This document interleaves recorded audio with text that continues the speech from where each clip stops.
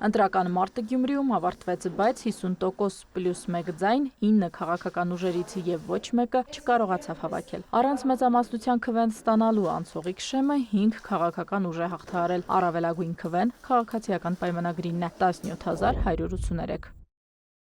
Պարտավորված ենք ձեր վստահության համար, որնի ցույց եք դրել ապահովելով կրկնակի քվեների համեմատություն շեմը հաղթահարած երկրորդ ուժի։ Մեզ տրված քվեները չենք փոշիացնելու, այն ծառայելու է Գյումրուն ու բոլոր գյումրեցիներին։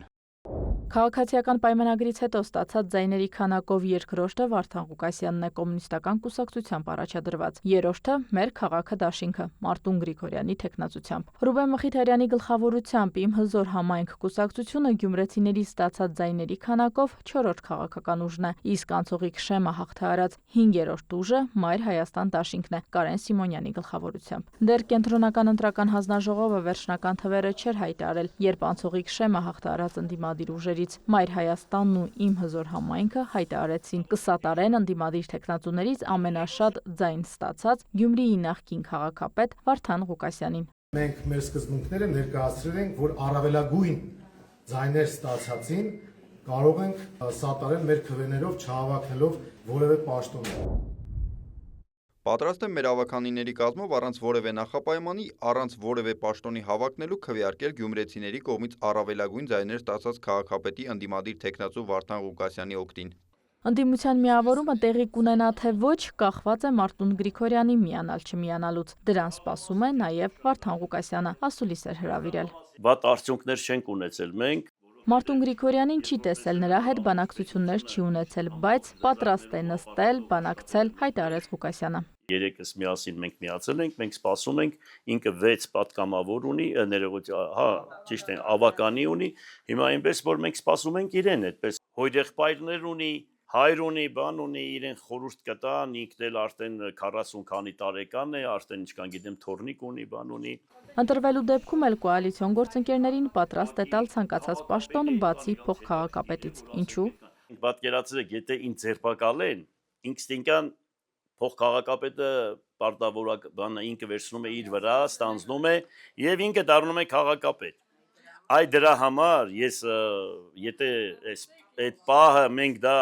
բան ենք անում, թե չէ միանշանակ ես խնդիր չունեմ աշխատելու հետ կապված։ Վերահաստատում է քաղաքացիական պայմանագրի հետ ճանապարհ չի գնալու, բայց ընտրվելու դեպքում սուբորդինացիան կառավարության վարչապետի հետ պահելու է։ Եվ այնուամենայնիվ օրվա հարցը շարունակում էր մնալ Մարտուն Գրիգորյանի միանալ չմիանալը, իսկ Մարտուն Գրիգորյանը շարունակում էր մնալ լուռ։ Ընտրության արդյունքների մասին առաջին խոսքը արդեն երեկոյան էր Facebook-յան գրառմամբ։ Վերահաստատում եմ ասածս, քաղաքացիական պայմանագիրը Գյումրիում քաղաքապետ չի ունենալու, դա հաստատ է։ Այդպես էլ չհստակեցնելով ամենաշատ ձայն հավաքած ընդդիմադիր ուժին միանալու է, թե օրենքն ասում է նոր ընտիր ավականու առաջին նիստը անհրաժեշտ է հրավիրել ավականու ընտրության վերջնական արդյունքների հրապարակումից հետո 14-օրյա ժամկետում, եւ քանի որ որևէ ուժ 17 մանդատ չունի, որի արդյունքում այդ ուժի թեկնածուն մեխանիկորեն կդառնար համայնքապետը, ապա այդ նիստի ընթացքում ուժերը առաջադրելու են թեկնածություններ։ Եթե որևիցե մեկը կեսից ավել ձայներ հավաքեց,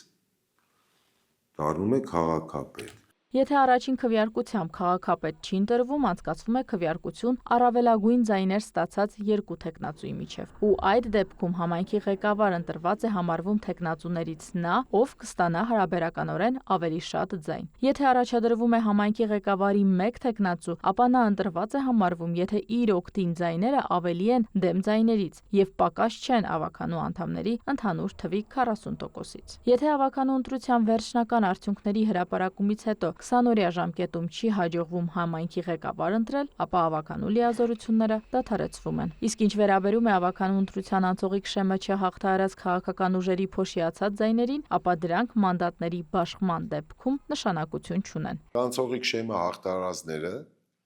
բոլորը իրար հետ ասենք 80% են։